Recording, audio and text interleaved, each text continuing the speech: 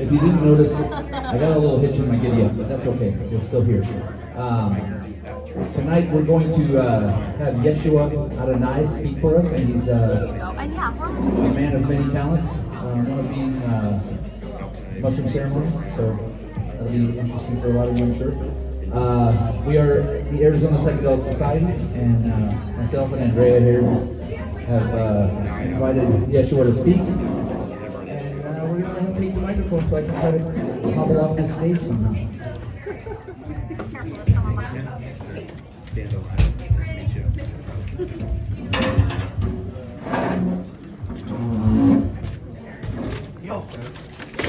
Yeah.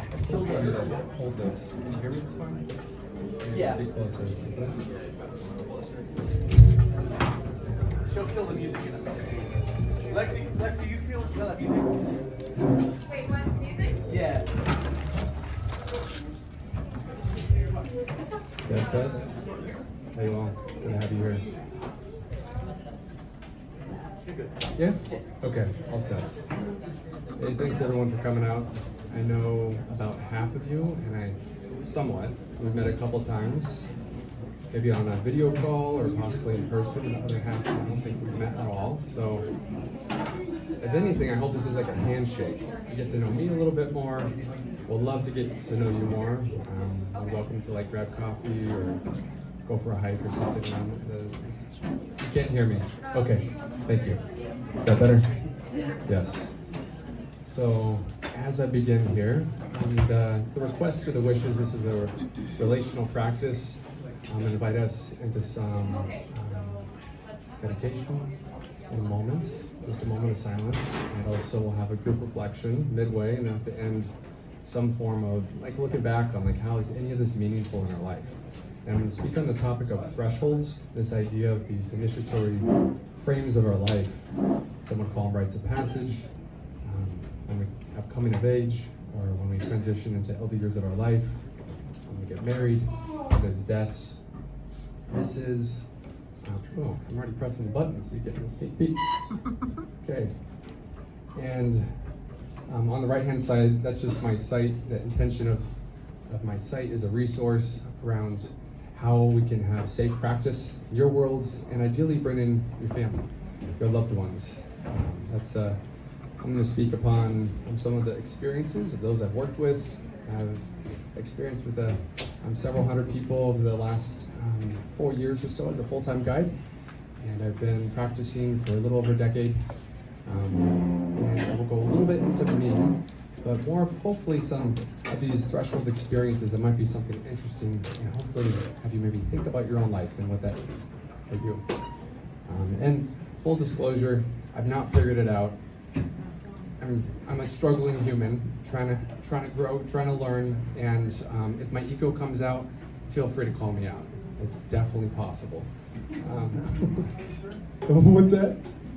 Oh, okay, I thought you was talking to me. So, with that, what's this idea of a threshold? As we go into a moment of being inward, in a moment, ask yourself to think about, like, what is that for you? You probably have your own thresholds. Past tense, present tense, maybe it's something you're moving into. And that's really the topic of the day. So let's go into a moment of stillness. I invite you in your own way, your own lineage, your own practice. If it doesn't have to be dogma. If you feel comfortable enough to close your eyes, feel free to close your eyes. I'll just focus on calming our nervous system. Coming back to our hearts, clearing the traffic, the busyness, and the tasks out in the world, just to be here together.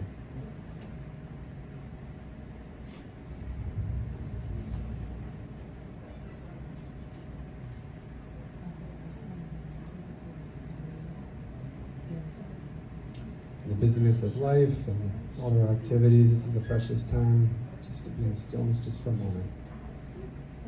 Not just for ourselves, but for each other.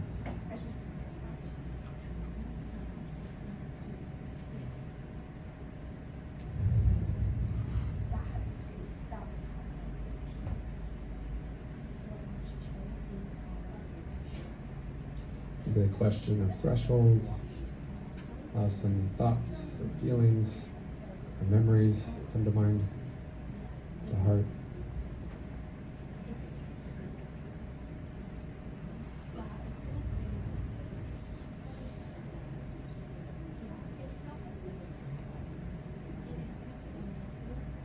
All right, here we go. Feel free to come back when you're ready.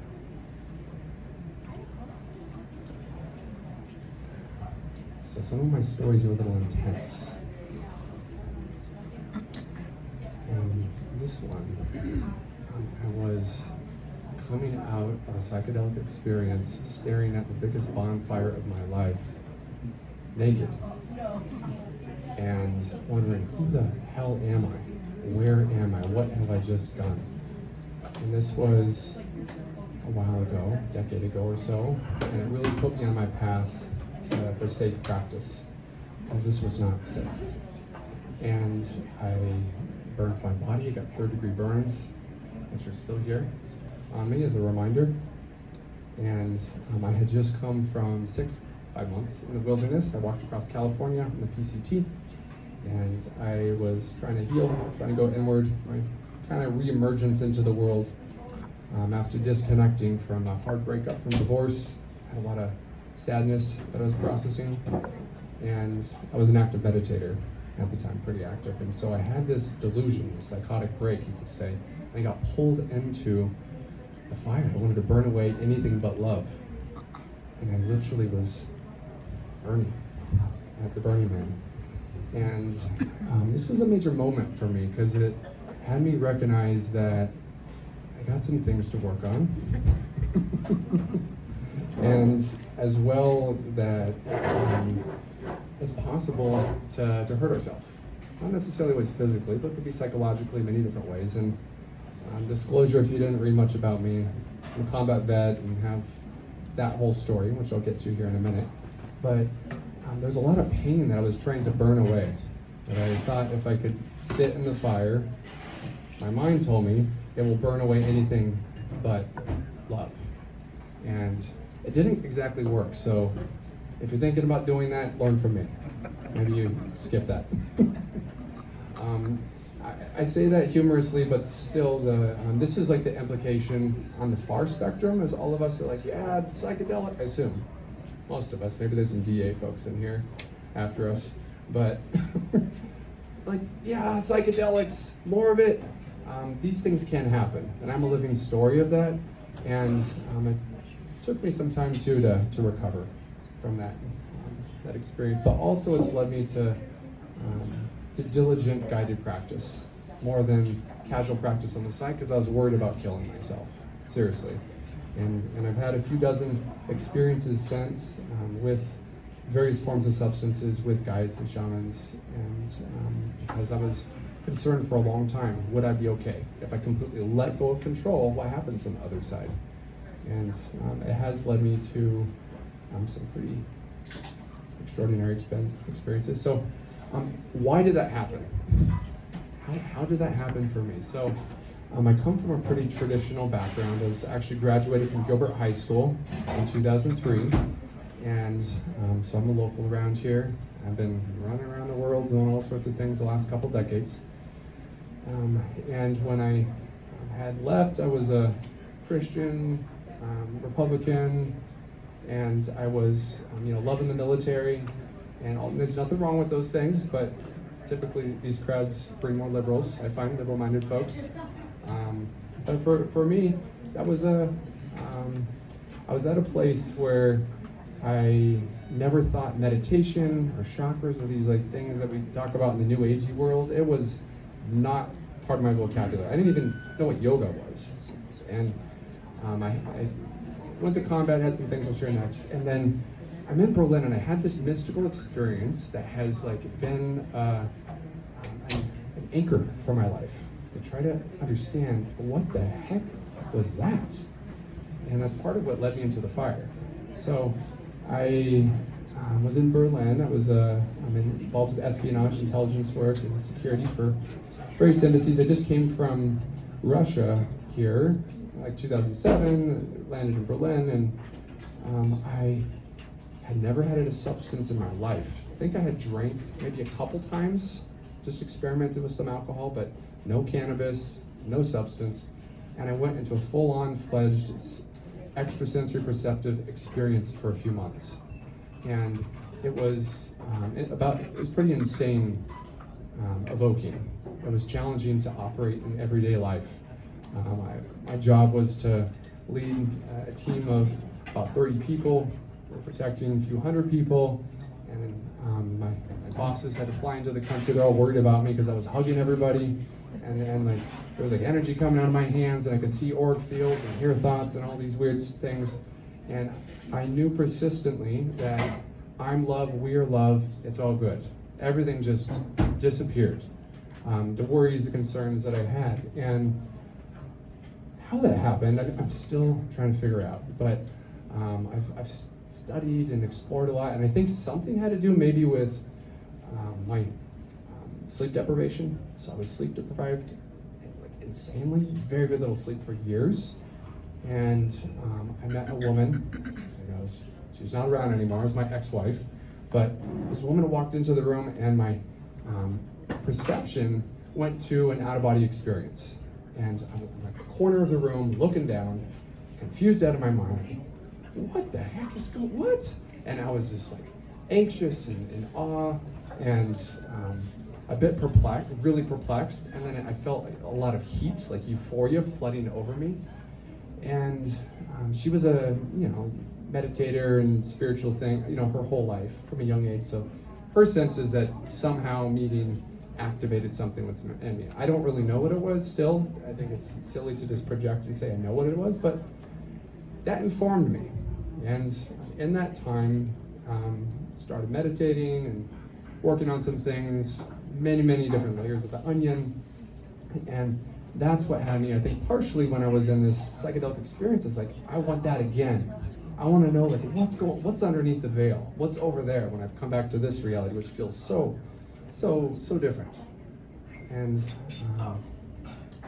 so that will lead me to then I realized there's a lot of work to deal with. I'm a U.S. Marine combat veteran.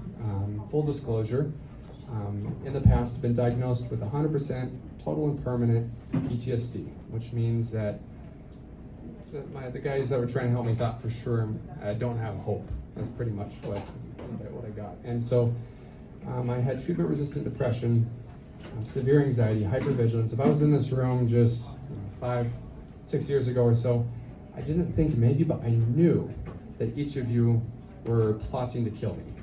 And I was running through my mind how I'm going to counteract. I'm going to protect certain of you. It's like almost like on the edge for the zombie apocalypse, just about to emerge. And so I lived in a state where my nervous system was broken down completely all the time. I even thought my mom was a spy for the Russian government. I don't know how she's not Russian. My ex-wife as well. I really pushed her away. Thought the same thing. All sorts of paranoia thoughts. And this came from, I was in Iraq in 2004 and 5, and I've seen a few dozen people brutally killed in front of me. And some of them are from vehicles exploding, rocket attacks. And it's a time that was hard, but not as hard when I look at diplomacy, because the psychological warfare of that time exacerbated the physical nervous system that shut down. When I learned to distrust everything, I closed myself out so much that it was very challenging just to survive a day. And so suicide became an escape, a way to perceive of like, if only I'm gone from here, then I don't have to deal with this horrendous state of being. And so, why I've changed my name to a crazy name. I mean, come on, some people have a midlife crisis and they buy a car, or I changed my name. It's a little bit nuts. So the name Yeshua, why? I was can you still hear me? Yeah. Those in the back? Yeah, okay. The name Yeshua I chose, which means to me, it helped me come back to my Christian roots. I didn't want anything to do with being Christian, or the esoteric side, which I studied a lot of esoteric traditions, like what's the deeper underlying meaning of things? And for me, Yeshua is someone that walked on the earth that many account for that was an embodiment of love. I'm like, I want to do that. I want to aspire for that in my life. And the name Christopher, which I was born with, and I've had my name changed, the last name changed quite a few times from adoption. So I don't have a last name that's like the anchor to my father. I have multiple fathers and my mother that changed. So I knew that when I was looking for some form of reclamation or renaming, I had a lot of questions about it. Do I want to stick with that? But I've stuck with it because it's meaningful to me. And it helps also, usually, it's like the esoteric calling card. So when I have a conversation with someone like, oh, Yeshua, I know what that is. It usually opens up a pretty meaningful conversation. So that's why I've kept with it. And Adonai to me is a continual evolution. It's never ending. So there's more and more expansion of love, of consciousness, of new life. And so it's almost like this paradox or polarity of these two forms that come together that I've chosen to inhabit. And at the same time, it has a frequency, I think. And it's caused a lot of upheaval and transformation, I'll tell you that. So being along the mushroom path makes sense. Because there's a lot of transformation, not just for yourself if you're involved. But when I had that experience, I told you about at Burning Man, it was partially with mushrooms, but also someone squirted a bunch of acid in my mouth. And I didn't really know what I was up for, because I was still very much a novice. And but I attribute mushrooms being great across the board. It's rare that I've ever heard of anything like that happening. Yeah. But the mushroom path has been to the extent the shift from a drug to a sacrament. I just want to give a voice here for a moment. I've gone down the religious pathway. I'm a mushroom minister, whatever that means. I've done various training to be a minister of a mushroom church. Helped grow that mushroom church. I've had hundreds of members that were part of that mushroom church, mostly in the New England area. And that's a big part of my service, has been through that container. And some of the people in this room were members of that church, of that entity, of that body. And I learned a lot in that process around what are ways that make something an efficacious church.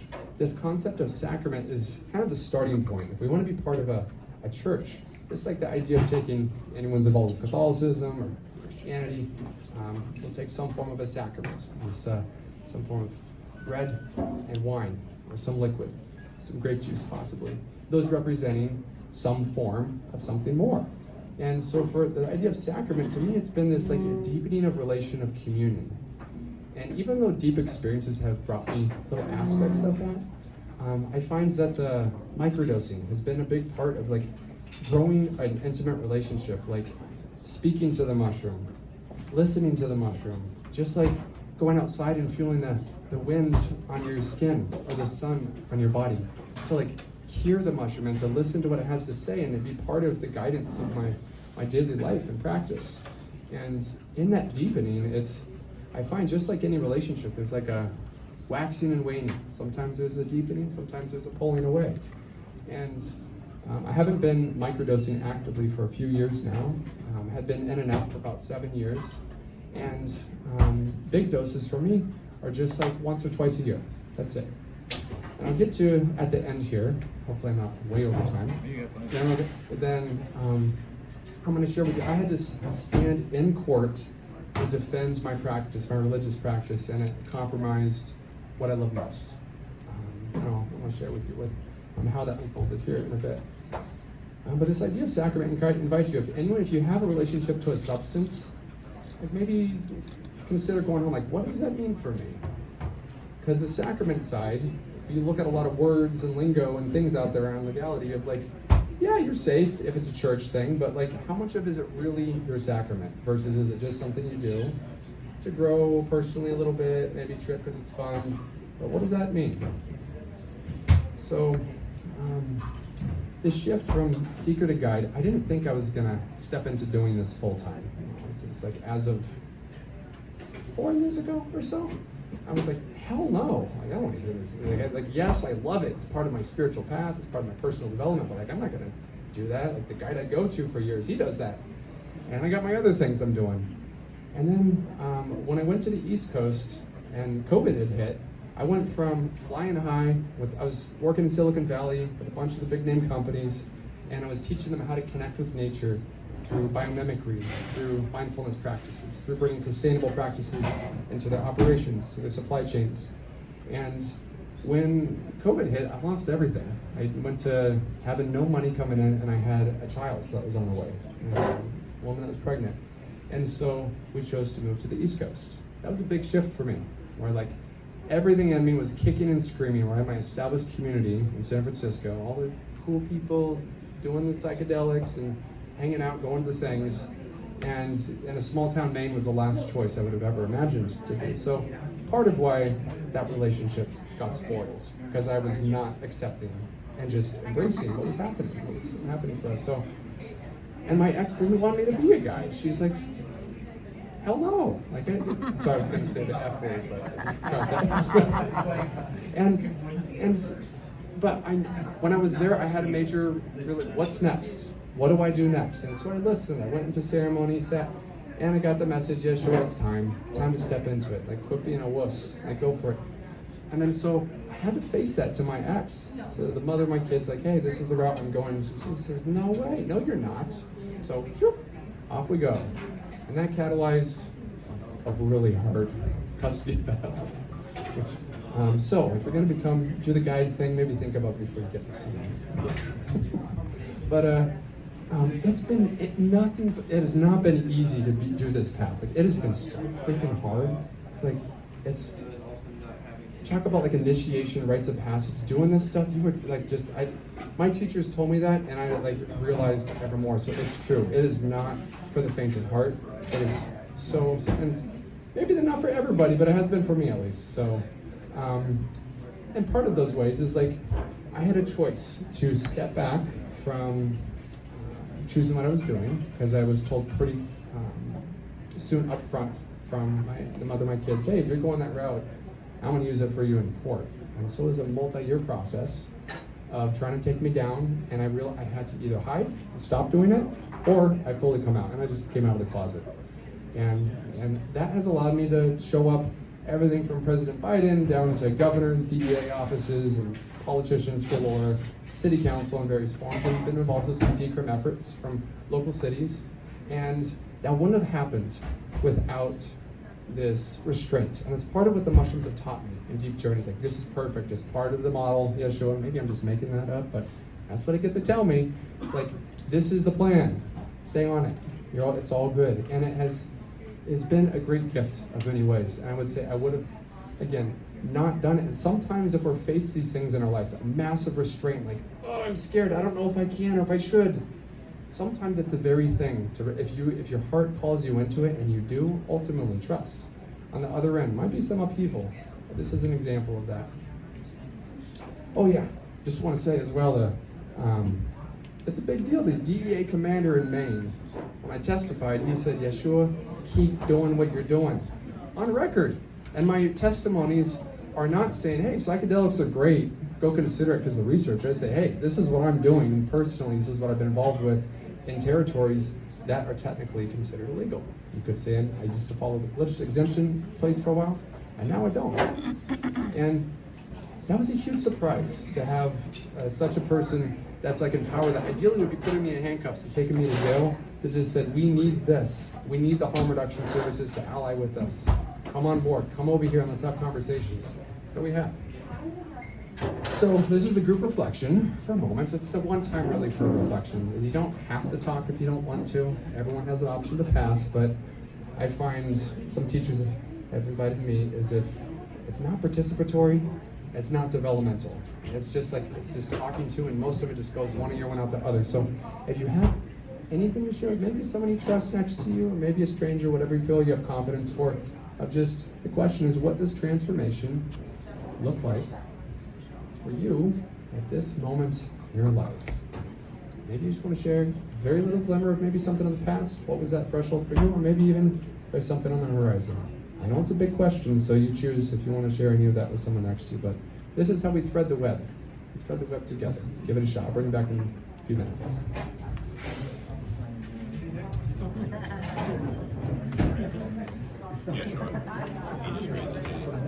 Yes, that's it.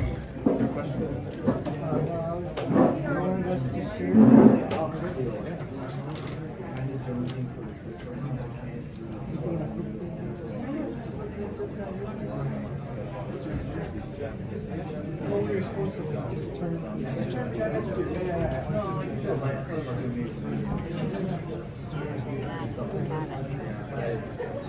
Oh, Are you okay. gonna say something to me? Yeah, no. I was just like, oh, we're talking to the Talking to the person, not to next, me, and, not all to what's each other. Yeah. transformational for you?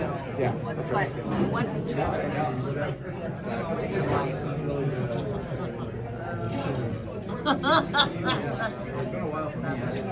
Just so stubborn. It's you. It's what it looks like to you. There's no shoulda.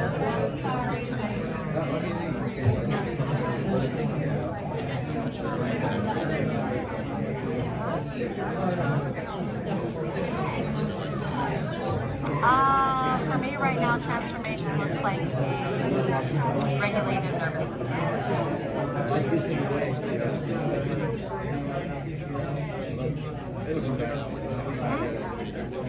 Where did I pick that one? When did I pick that one? It's just something I've really been focusing on the past few weeks. Which is kind of like my anxiety. How it's kind of showing up, how I get activated, like the triggers. Just trying to keep slowing down. Just trying to keep slowing down. What's that smile for?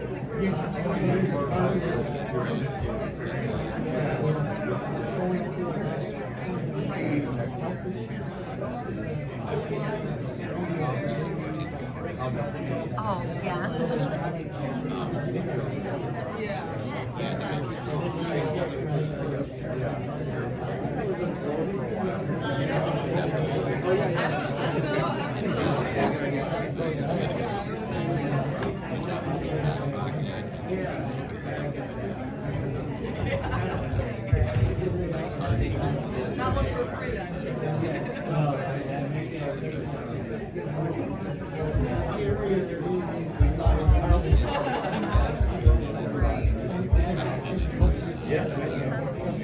Okay, make your way back.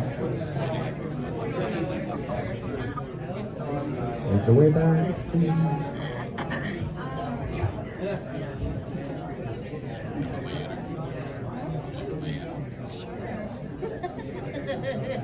Trying to rub off my good juju. I know you all have so many good things to share with each other. There's still plenty of time.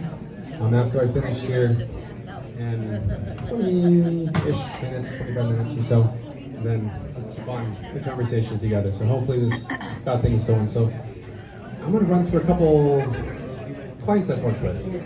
Yes, Andrea, were you going to say something? No. You're just looking. Okay. Yep. Okay. So this person right here, we'll call her Bo. She was diagnosed with stage 4 breast cancer, and she was told that she didn't have much more than a couple months to live. And so she went through a process of surgery of all the body parts, internal organs, because they had metastasized and gone through her endocrine system. And so I had been with her through a removal of her breasts, of again, different parts. And so there was a major grief process in this of coming to terms with the reality of dying. So she came in with the intent not to heal with mushrooms, but to find peace. And underneath that peace that she found was this significant moment that we had, which was there was an apprentice across the way from me, and she was laying down in front of us. We're both like down on my knees like this. And, then she's laying down here in the middle, and I'm an energy practitioner, and so is this other person with Reiki, and so we're just like opened up, allowing life force to flow through. And then there was this moment, which is pretty amazing, where she proclaimed her life. And the mushrooms, I think, helps a bit with that. it wasn't about taking away the cancer, but I think there's something internally where she decided to live. And what she did is she just like meandering her thoughts, invited her just to be still and to just like breathe as what was moving through her. And then all of a sudden there was this like a wave of energy that flowed through. And it was massive feeling for me, so much I started crying. And I opened up my eyes and look at the person on the other side, and she's like bawling. And then this person, Bo, that had her mask on, blares out, "I'm gonna live! I'm gonna live!" And I think we participated in a miracle that the mushrooms enabled. This isn't everybody, so, but the courage that came through her, which is, doesn't matter if I'm facing death, I'm going to choose to live my life while I'm here. And that decision that she made, I think is why she's here. And it was an extraordinary experience that I'm blessed to observe at times, where people step into a new part of themselves that they didn't know was accessible before. And this is part of the idea of threshold. It's like a doorway. Like we're in one place, there's something over there. And sometimes substances can help us. So Bo's still alive. She's a mother of 2 daughters. They're young, and she's able to care for them. And part of her will to live was for them.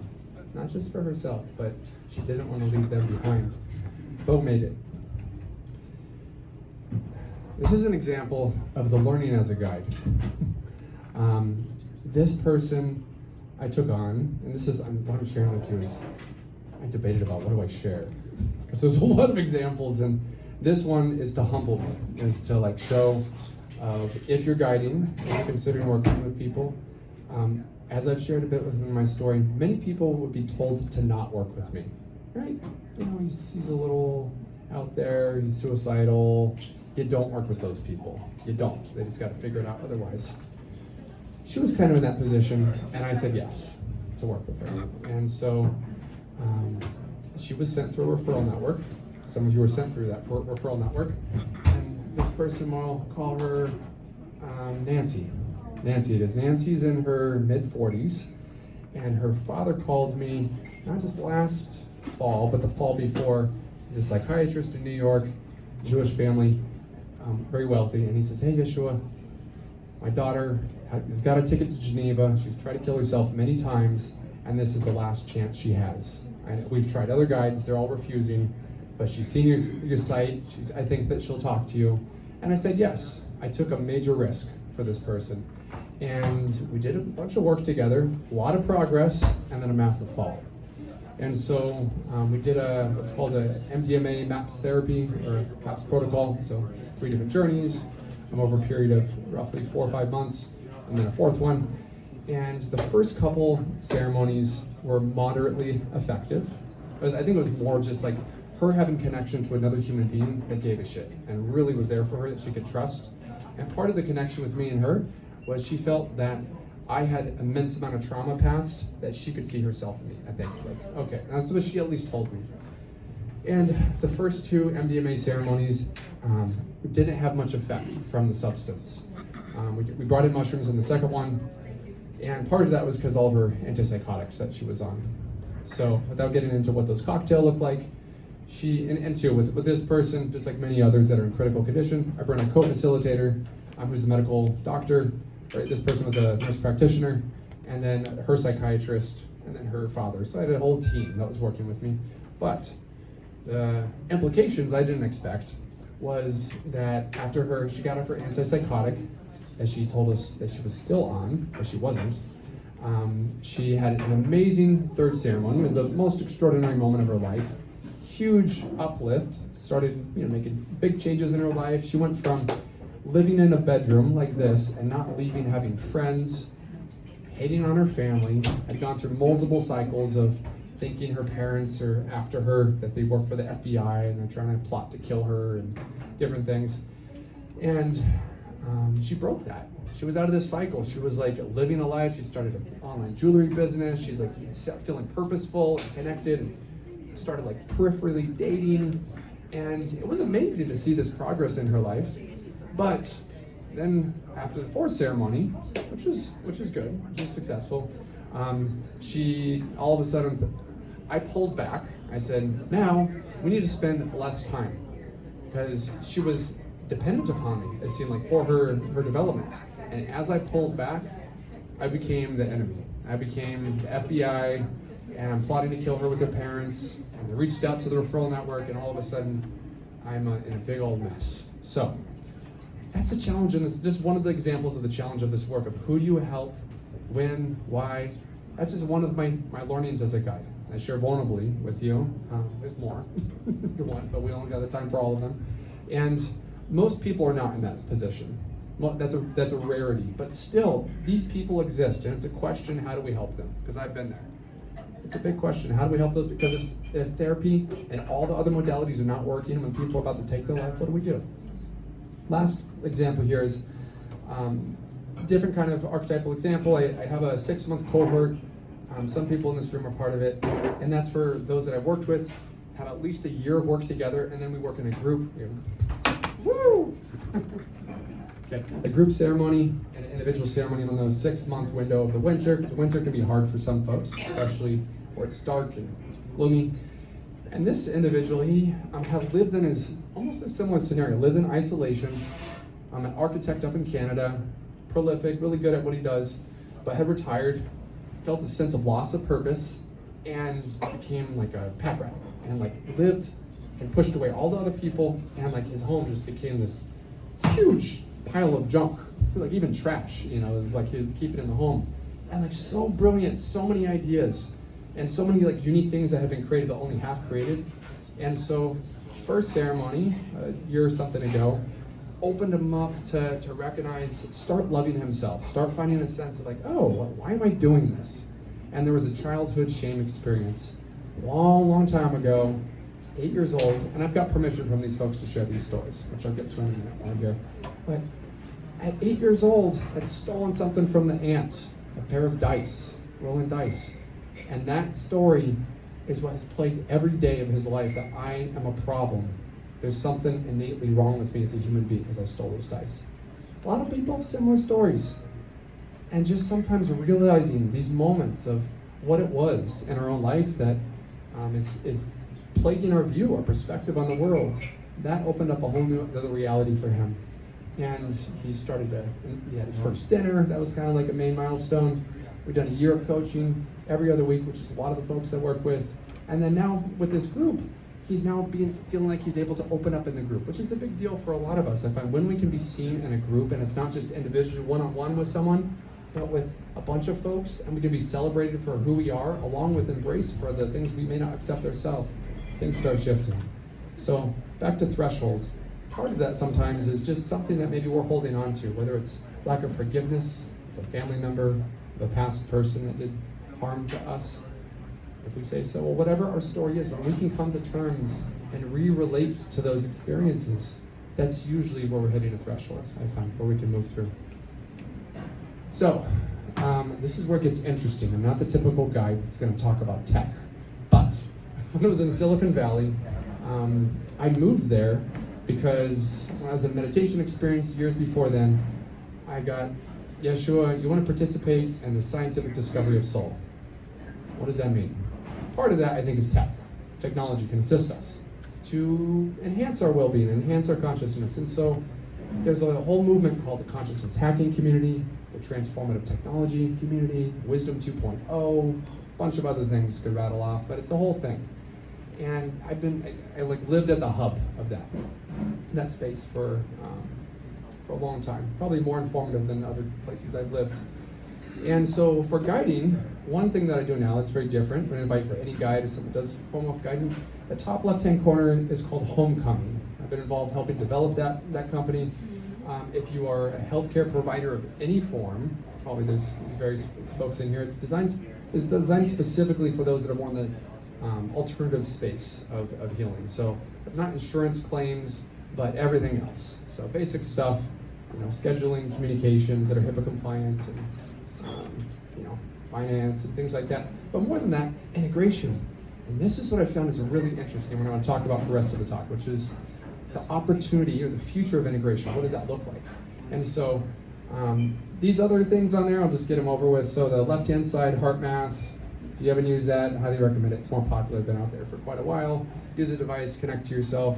It's a pretty high measurement level of heart rate variability. You can learn the coherence of your heart, develop the coherence of your heart. I've spent thousands of hours with this. It's a big part of helping me with my PTSD. To like integrate the things that I've had peak experiences around. Apollo is a device where it has like a frequency you can hold on to on your wrist or your necklace, and it vibrates and it helps. It's almost like giving you a hug. It's like a vibratory hug. And then the right-hand side are more just like tech that I use. So I have worked with my clients and have over about 1,000 hours on this little guy right here, which is called Plaid. So if you're doing guided work, something to consider. I'm working on a platform that's more specifically taking a lot of different things I use and packaging it, making it accessible and available. But I started with audio recording for safety, for me and the other person I'm working with. So especially females, it's a sexual trauma or whatever. When someone goes under and completely lets go, a way to let go is just simply have, hey, here's your recording after. This is everything that unfolded, that was there. After a period of time, I started that about 2 years ago. And then I realized, well, what else can we do with that? What else is here? And I realized while I'm writing integration plans post every session and ceremony, this can help make it really rich. So those other platforms like Fathom is something you might use if you're in different industries, where that just like if you're on Zoom, it can be an automatic plugin, so it just records in the background. You can have the transcript and the notes. So after every session, I go back and I partner with AI. Hopefully I don't scare all of you, and I don't scare some of you. Just be patient, please, of how it can be used responsibly. And once that's there, then what? Then a human can engage with the content back and forth and mold it into something polished well beyond what a human could do. So I spend about the same amount of time I do without my clients, for my clients, than I'm with them, one-on-one. With time, I'm building tech with a team, so that doesn't need to happen. You don't have to spend so much time. That time will be cut down, but it's allowed me to learn and provide really valuable content back to the people that I'm discussing with. And so as a result, when you leave after conversation, think about it, even just like therapy or coaching, any form, usually you just leave and you leave. There's very little that comes back and you forget it, but you go back to your busy life. This is change. I think it's going to revolutionize mental health care once this is great. I'm sure there's like various others that are out there that might beat me to it, but I'll at least be able to serve some people through this form. So I'm going to Harvard for they have an AI healthcare program starting next month. And Journey Home is a platform that I'm in the midst of, in the very early pilot project, where I've got all the privacy and the legal and the basic operational stuff in place. So for those that I have worked with, they're invited in to review the work that we've done together. So then we're looking at a larger scope of time of what do we discover about you that you want to know about yourself over the work we've done over a year or 2 years. And imagine being able to visualize transformation. I think someday our inner world dimension will be visualized. And that's like the short bit of it. But it's actually pretty simple. You just take this, you de-identify it, and then a human works with that content to turn it into something useful. But then the individual, for it to be useful, they got to go apply it in their life. It's not just something. And so the interface between application of someone actually using this in their life, and then I'm pulling the content out is really what the focus is now. The secondary focus, where I initially thought I'd focus, is case studies for the collective. So then we can help with destigmatizing psychedelics. So when we can showcase, hey, there's this larger arc of transformation, this is why people come in, this is what they've done, this is where they come out. You got like 20, 30 hours, have some system with, like scripts, produces out, then you have a profile. Imagine having thousands of these of the underground. Almost it could be like a Yelp review, but that I think is less useful to the field. I mean, the larger field would be useful for like advocacy work, because oftentimes I'm looking for like proving more of what's happening behind the scenes to politicians, but no one's gonna fund that, I think. So practicals, yeah, so these are free resources. So I've noticed like to be committed to a field, a teacher of mine, Carol Sanford, taught me this. Promise beyond ableness. You're gonna step into a field, whether you guide or you serve in one thing or another, consider what is beyond your capacity. What is beyond your capability? That will invite you to grow more and more, to show up more and more. And so for me, participating and helping the field to evolve has been invigorating. It's been coming from a place of deep, desperate, like nothing is worth living for, being involved with killing people, and living with a lot of shame, and then coming to a place of like, well, now I'm like so excited to be alive. And a big part of that is, I think, being involved with something, I don't know how the hell we're gonna get to where we wanna go, but each day, there's lots of different things together we can step to move in that direction. So one of my contributions is this free ceremony readiness guide. I have postcards over here that just, you go to my site and then you can download it for free. It's like 40 pages about everything under the sun about safe practice. And a lot of us, even though we think we're safe, probably don't have diversion control for most of us. Come on. Are you really locking up your stuff? DEA regulations suggest it should be 3 locks and key. Are we doing that? Probably not. Does one person have 3 locks and key? I'd be surprised if one person did. Usually it's not so in audiences. And that's not the end of it, right? It's just like, how are we preparing ourselves? What is the way we're bringing in inclusivity of those around us? And the way this was designed was to bring in your support system to work with you and your guide.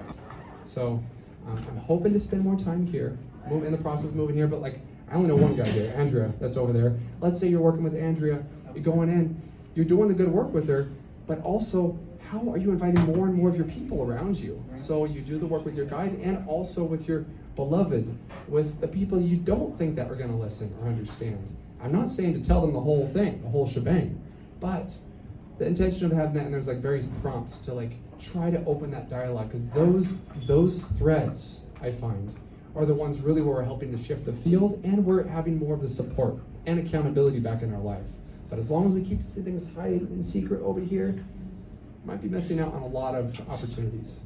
Oh yeah, and one other thing there I'll say is one of the other contributions, I post every week on my blog, but one of the posts more recently, a month ago or something, I did a meta-analysis of the field in Arizona and my many different communities I've lived in, and kind of like defined how things are different in Arizona. What is the difference of the psychedelic community here versus San Francisco versus Boston versus Portland, Maine, and Europe and such. So I'm not going to go into that. I'll leave a cliffhanger for you to look. So as I'm wrapping up here,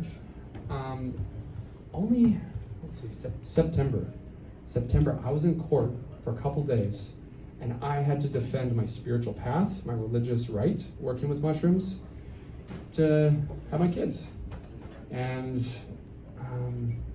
it was probably the hardest thing of my entire life, because my whole life was on call. I mean, imagine your ex taking you to court and shaking out the rug in the closet of everything, and I didn't pull out anything on her, but I just chose, I'm just gonna open my heart, I'm just gonna be honest. The court system doesn't like that.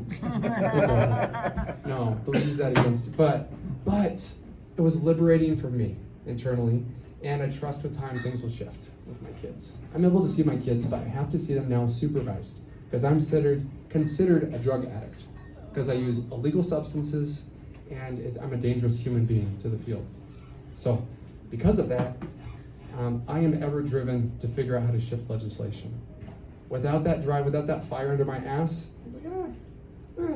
why not with time? But now it's like it is a life mission, because nothing I love more than those 2 little ones, Grace and Christopher. And I wore my uniform. I showed up there, and I was shamed for my military background, for carrying trauma into life, and being suicidal. Asked me, have you been suicidal? Do you really mention that you would do psychedelics with your kids? Yeah, someday I did. I told my ex that someday, if she agreed. And yeah, that's honest, but that's not what the court likes. Hell no. Huge, so they used everything they possibly could there. So I say this again, around thresholds are not easy necessarily. Sometimes it might mean, and also healing is not easy. Like stepping into our truth, to our path of what we know to be right for us, sometimes it's hard. And I found though on the other side, for me at least, that's meant peace and happiness. Even though it's not exactly what I imagined it to me, at least I found myself. So, if anyone knows of like a cool place in Phoenix, in Maine, I've been hosting, it's like an integration circle, but more around just like being together around sharing our heart why we're drawn to this work, kind of like this, but more circle form, where it helps bring credibility to the field. One of the options, Sue Sicily, at the Scottsdale Research Institute, she's like, yeah, Yeshua, cool, let's do it here, our awesome space, but after our DA trials are done, a little while. So I'm looking for a temporary place. After some time of looking around in Maine, doing all sorts of locations, I could do it at like a psychedelic church locations. There's plenty of them around here, or like other like public places. But like Northspore is the place where you grow mushrooms. Like if you're gonna grow mushrooms, they're based in Portland, Maine, which is kind of cool. It's like 5 minutes from my house. So I go down the street and it's like the hub, where like all the mushrooms are grown in the United States. It's symbolic. They're like, got like 70 staff and, good. So they're above board mushroom supporting organization. If anyone knows of something around here that would be of similar caliber of some form, I'm on the look to see. Because I believe that helps the field. When we can come out more and be like, yeah, we're talking about harm reduction, it's okay, we can talk about mushrooms. Kind of like what we're doing here. But more in a quiet circle, maybe we're not having like other people that are not involved. Like, I don't know, those guys out there. So keep that in mind in your back pocket. Whoa. Yeah. Is that it? Did it kill? Oh. Yeah. Oh.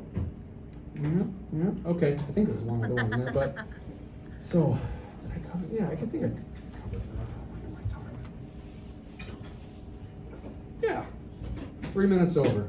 No. And I started late too, so not too bad. So my invitation is, can we talk for a little bit together, please? Like have this more than just Yeshua spewing things your way.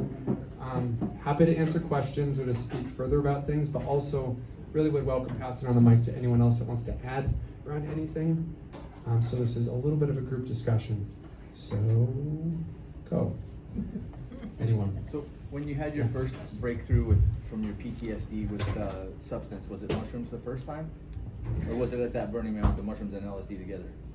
Burning Man and LSD together. Gotcha. Yeah. So that one Burning Man and took LSD. you out of the fire into the fire That's right. and Yeah. back out of the fire. So you're good now, right? Yeah, I'll extend upon that. One of the things about these moments of integrating, part of sacrament, this idea of church, is I've been ingrained in me from a young age, like prayer, prayer. That's the thing to do. Grandma was like, got the Holy Spirit, Yeshua, or got the Holy Spirit, Chris. You're 8. I'm like, no, Grandma, I'm not thinking about that. But by the time I'm 13, I remember like the oh my God moment, and like speaking in tongues, and that's just one example of prayer. A form of communion. I still do that sometimes. I keep it on the down low, more for myself. But prayer is an active part of my life, and that to me is like I invite more than anything is like bringing prayer back into your life to talk to life. Doesn't matter what that is. It could be the sun. It could be ancestors, your mother that's passed. It could be yourself, your soul.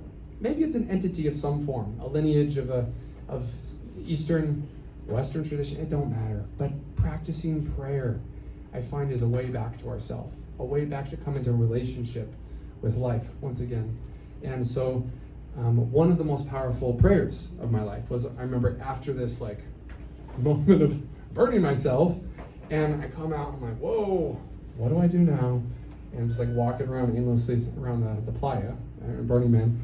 And I remember seeing in a distance this massive, like 30, 40 foot statue of this woman, like standing like that. And I was drawn to it, and I realized, okay, it's time to call in your prayer for the earth. That was to me representation of Gaia, of the earth, of just the pain and the suffering, and all the times I've misappropriated women, objectifying women, all the pain that I put out there, started to take some accountability through that prayer. Still exists, I'm still learning, but that was extraordinarily powerful.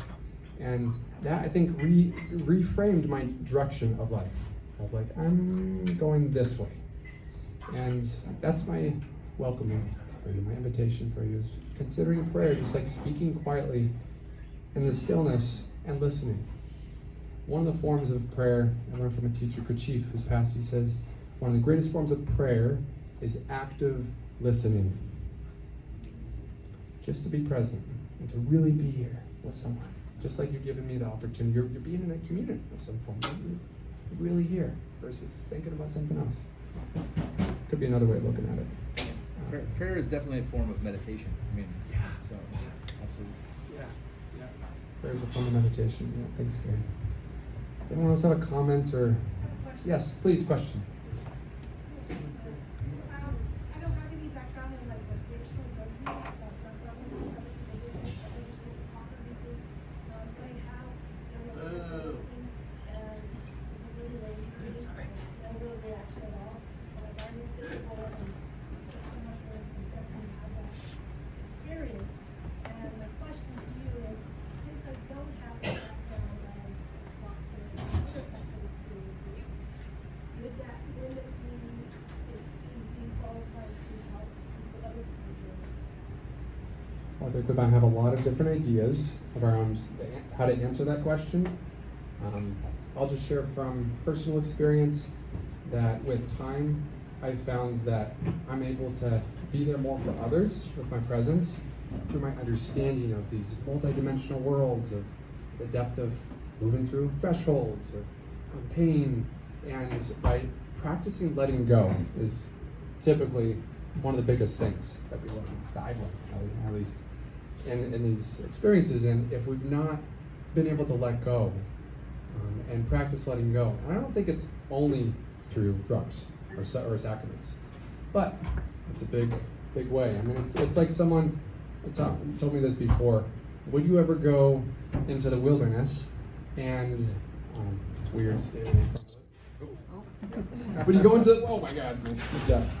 So when you go into the wilderness and take a whitewater raft trip on your own without someone that's ever been on the trip, it sounds kind of brand new. So why would you do that for your consciousness? That's one way to put it. And it's not to scare you and say don't, but would encourage you to at least have a loved one that's been there. And you can learn through osmosis, and maybe one sacrament isn't for you, but maybe another one is. And maybe microdosing is a form, or even I've been in many circles in ceremony where there's, usually it's elders, that are choosing to abstain, but still be in the field of the energy of the substance. So if you've not done that, and it's in a way not doing due diligence, to try to show up, to be there to meet the person, that would be my suggestion. I'm happy for anyone else to answer if they have anything else to add. Okay, anyone else? Yeah, thank you. Does that answer your question somewhat? No, sir, that's all right. It doesn't. Happy to talk more to you Yes. if you want to. Thank you. Yes. When you were talking about the energy work, did that come into your life before you started working with psychedelics or after? And then with the clients who died, where does it live? Thank you. That experience I shared with you about Berlin was really the opening. I hadn't had any desire or wish or drive for anything like that, but it just naturally came in. And since then, I just had a massive radiation from my hands. I can feel it right now. I could just send it to a certain place, and it's still kind of an anomaly. What exactly is it? I just remain curious, and I found the different things I've studied to try to understand: Reiki, pranic, reconnection healing, other teachers unnamed. It's just getting out of the way and coming back to my heart space and allowing love to be the space to just open up of what is available. And this intention I find of what is the highest good for this person in all their relations, if they can sense to that, and that has a particular frequency of attention, then I trust that is enough, versus trying to do surgery and dissect it or make it a certain way. And so it's usually when I'm in a place where I'm not speaking so much, and it can happen beyond that. But when they're, with their eye mask, they might have for moments. Yes, I do the playlist at times too. I have some music that I bring in, I sing and play different instruments, but most of it I'll have where I can just step back and just open up. And majority of the time with another is just to be present with them. And ceremonies I find encourages for any guide is it may not be true for everyone, but I found at least for my own practice, the longer the ceremony, often the more depth someone can go into. It gives them at least the opportunity for potential more depth. So mine are usually 10 to 12 hours long. And that's significantly longer than most. But, kids aren't around, I got the time, figures my life work, loving other people. And so, I might start in the afternoon or so, maybe 11 o'clock, drop in for a couple hours, and then substance comes in, come in to practice the prayer after, and the intentions after it's in the system. And then usually it's like starting to come into an altered state while you're still calling in what's important to you after you've had a good setup for a couple hours. Usually there's a good foundation that's there. And then when the person goes to lay down, that's usually when I find out that part will open up. I might have a little bit of space ahead of time, but I find when I'm not distracted with other things is usually when the flow can be there. Like right now, I can feel just it's almost like 10% compared to like if I were just to shut up, and probably be a lot more presence we could feel together if we were just to be with what exists. So I don't know if that answers the question, but that's how. Yeah. Have you used other psychedelics too, and if so, what was your experience with those in terms of therapy and that sort of thing? Your question was what other forms of substances and what was my experience? Yes, and did you and how you found those to be applicable in your therapeutic approach? Good question. I'd say in hindsight, the mushrooms have been the most consistent, so there's a more of an intimate relationship with them. But ayahuasca, I'd say is the one I think that's done the work with like the surgical shaman that does the work behind the scenes. And I've worked with some white folks in San Francisco. It's been about half the time over in the jungle, the other half here that have been doing that for a long time. That have been some of my teachers. And that's, I'd say, a major shift from the group therapy, when it can be in group and it's group sharing along with the substance, but it's like that combination where it's still in your system and you're practicing communing and exchanging in presence. There's something about that mixture of group, I think, that you cannot get in the same with just one person. It's significant, and I was fortunate enough to have a partner that was still in the Bay Area that is a San Pedro medicine woman of many years, and so I'd sit next to her, like not her apprentice, just her lover, and I learned a lot from just like being next to her. And hers is very much around practicing prayer in multiple pours, very subtle level, and same thing. It's like a communal participating together, bringing in song, poem, calling in our wishes, forgiving ourselves, forgiving others that maybe caused atrocities to us, things that we've been holding on to. And when we practice that together, like those two like forms of medicine, I'd say in that way have been significantly like impactful for me. And the MDMA has predominantly been used one-on-one with a guy, Jahan Hamzazadeh. He's Iranian Mexican, and he wrote a book called The Psilocybin Connection. Plug for him. If you haven't read the book, highly recommend it. He's an Oakland person that's been highly influential. Like he's been with me for over a decade, like I don't know how many ceremonies, like at least one a year over that period of time, and he's deeper in the MDMA. We started with initially with him, and that was really where I started guided practice. When I go into MDMA, it was first just with me, and I brought in my partner later when she was around, and we'd be doing that with him together. And that type of therapeutic care with mushrooms in addition, I'd say is what helped to dissolve the PTSD significantly. Where now I'll have like, the last time I had a PTSD episode that came up was when I was at my, by the way, another horrible thing in my life, what's happened to my, you guys still with me? Or is it like, okay, so, all right, we're not sleeping. So my mom tried to take her life just a few months ago when she found out about the custody thing. Because she's like, oh, I can't be with my grandkids, and this happened to her son.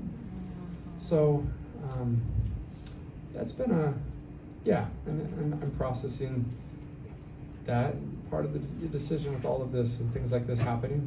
I got distracted with mom taking her life. Someone help me, there's a thread there, I think. PTSD, yeah, thank you. Went to mom's inpatient clinic, and someone walked in the room, had a backpack, and I knew for sure that was a suicide bomber, no question. And I was like, oh, whoa, that's like, I have enough mindfulness practice now where I like observe the self and like, oh, there you are. Whoa. But it was so strong, my nervous system shut down, holding my breath. And I was like, I was ready to go attack and jump that person. Like part of me was like ready to go, stop the threat that was in that room. And that hadn't happened in years since. So I like to think that, yeah, most of it's gone. But also I said the same thing before COVID hit. I was flying high. Life is good. I'm like, but when the world falls apart, all of a sudden I realized a whole nother layer came about, and I went from like really great to like the darkest depression I've ever had in my life. I was like the edge of taking my life. I think it's a continual journey, and I'm more humbled now that there's not like I've not arrived, but I continue to remain diligent with my practice, warming up my zafu, my meditation cushion, and doing my inner practices throughout the day, working with others, but also continuing to work with myself. Because I think it's, without that, then being complacent, I'm more likely to fall back into such a thing. So before, I think I was more naive. I was like, oh, I'm done, good. So does that answer your question? Absolutely. Yeah.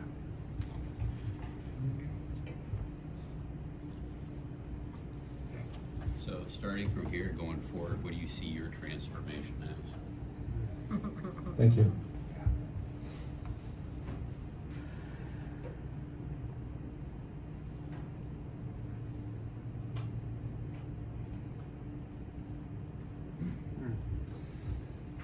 I think it's learning to open my heart again and love again, as I realized from going through being crucified and castrated by my ex the last few years, my instinct with partners is to not trust.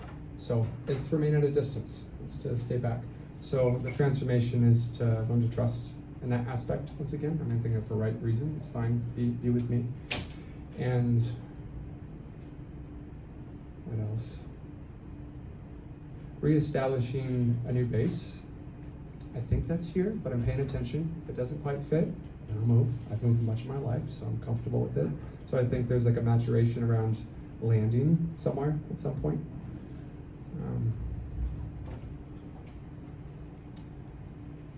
Yeah, and I think as well, being okay with going slower, because I have like a high energy that wants to move so fast. I can get a lot done in a short period of time. There's a lot of benefits in that, and sometimes I can trip and fall and hurt myself. So it's being slower in many ways. So, yeah, those are some of the things that come to mind, but there's probably more if you want to talk about them, Gary. Yeah, thank you for asking.